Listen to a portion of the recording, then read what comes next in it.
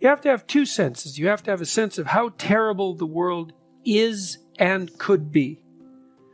And then you have to decide that you're going to move away from that as much as you possibly can, at least to move away from that. To have a conceptualization of hell.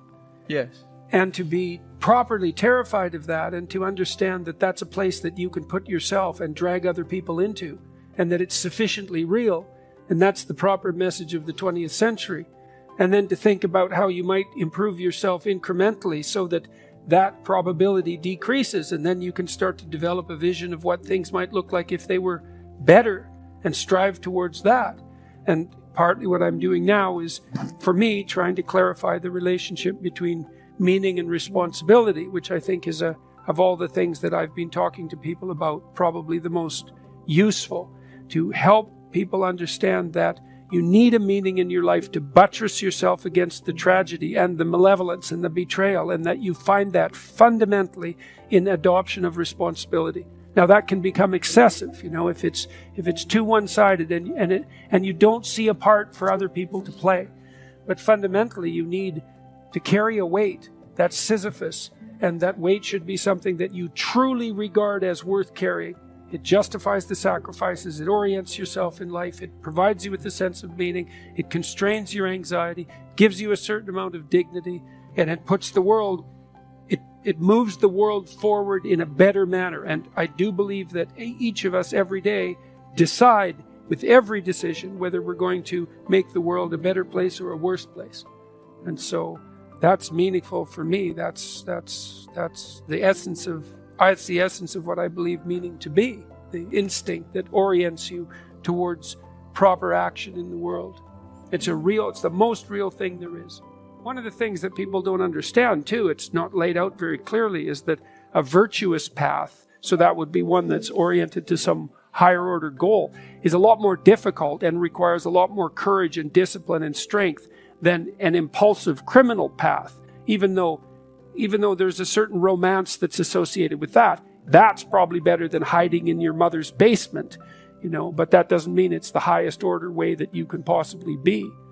And so part of orienting yourself in the world is to heed that call to adventure, and to try to make the adventure as difficult as you can manage and as productive in consequence as you can manage. Some people just die, and horribly. Yeah, life's rough, no doubt about it. And if good luck comes your way, then you should be grateful for it. And if happiness manages to manifest itself, you should be grateful for that too. Well, I think the deck is stacked against everyone to some degree, because life is very difficult and we all die. But some people do have it harder than others. And all of us have it very hard at some times in our lives. It's like, well, what's the alternative? You take responsibility for that and try to struggle uphill, because the alternative makes everything worse. It's not like it's fair. I know perfectly well that people have brutal lives. I've been a psychotherapist for 20 years. I've seen things you can't imagine, horror shows that you can't fathom, and people who have been hurt in so many ways, so many dimensions. It's like, bitter? Should they be bitter? Should they be resentful? Should they become violent? These things don't help. They have to struggle uphill despite their excess burden. And it's responsibility, not guilt. It's not necessarily their fault. On a very regular basis, daily basis, wherever I am now, people come up to me, and it's often men, and tell me the same sort of stories that I laid out in that clip, that they've decided to develop something approximating a vision for their life, and to adopt more responsibility, and to straighten themselves out, and that they can see why that's necessary. Because you can't just do it. You also have to see why it's necessary, because it takes effort to forego immediate gratification and resentment and aggression and short-term status seeking, let's say, to put something away for the future. You have to understand that you have a moral obligation to do that. That's paramount. And partly what I'm trying to do is to provide people with an explanation that carries them through the difficulties.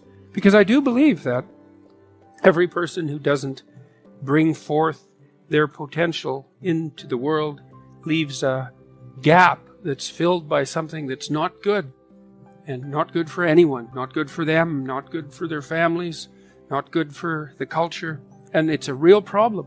And I believe that is the case for every single person. Each person has a destiny that's actually crucially important, and that in the pursuit of that destiny, they start to see what is associated with the highest orders of meaning. One of the reasons that I believe that each person should take their place in life, and that this is so important for each individual, is that we all have that potential residing within us. And it has the possibility of making the world more like hell or more like heaven.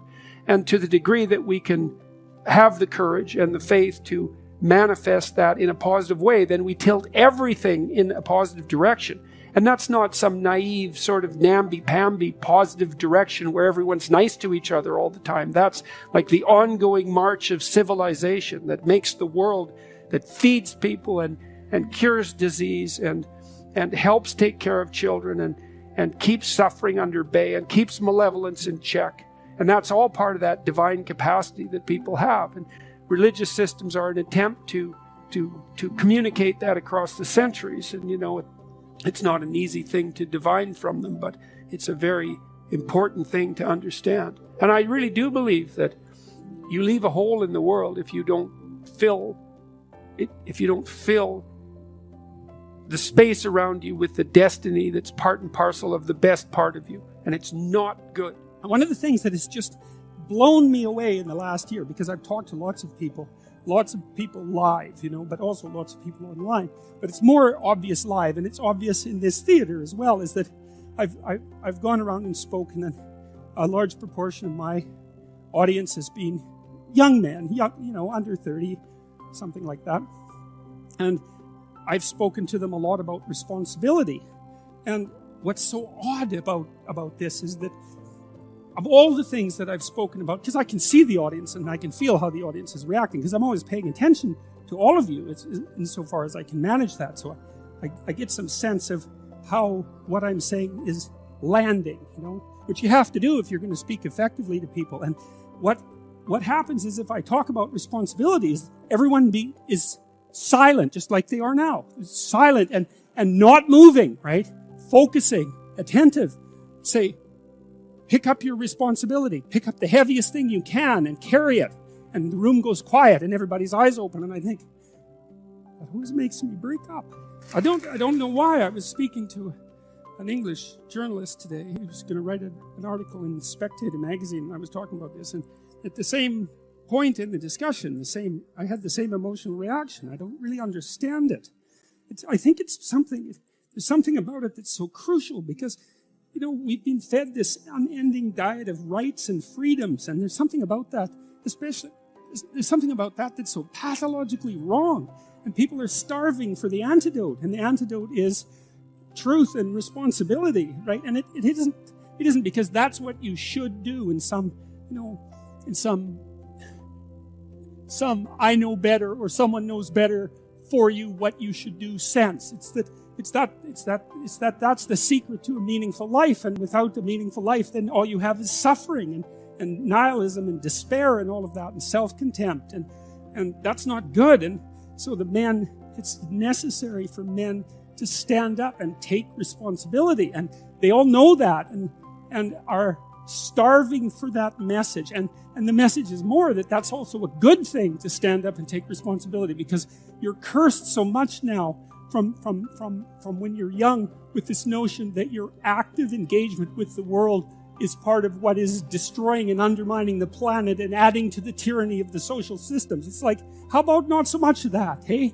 Because it's too soul deadening. It's anti-human right to the core. And my sense instead is that, if you were able to reveal the best of yourself to you in the world, that you would be an overwhelming force for good, and that whatever errors might be made along the way would wash out in the works. And that's the other thing that you see in the Abrahamic stories, because Abraham is not a perfect person by any stretch of the imagination. He's a real person, and he makes mistakes, but it doesn't matter. The overarching narrative is, maintain your covenant with God, and despite your inadequacies, then not only will you prevail, but your descendants will prevail. It's like, great, that's really good news, So it's been really something to see that in the stories.